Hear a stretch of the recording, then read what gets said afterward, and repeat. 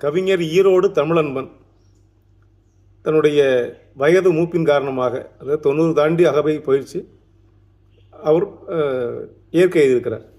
மிகச்சிறந்த அறிஞர், எழுத்தாளர், தமிழறிஞர். ஏராளமான புத்தகங்களை எழுதியிருக்கிறார். சாகித்ய அகாதமி போன்ற பரிசுகளை எல்லாம் அவர் வென்றிருக்கிறார். இப்படி மூத்த தமிழறிஞர்கள் எல்லாம் மறையும் போது கொஞ்சம் மன கஷ்டம் இருக்கிறது.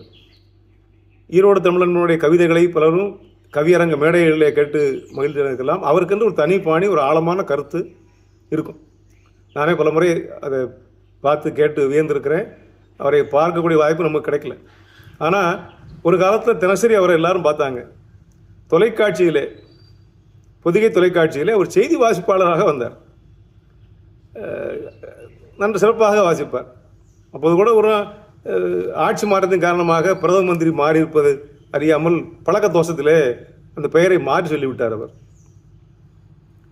அது PV நரசிம்மராவ் என்று சொல்லிக்கிட்டே பழகியிருப்பார்.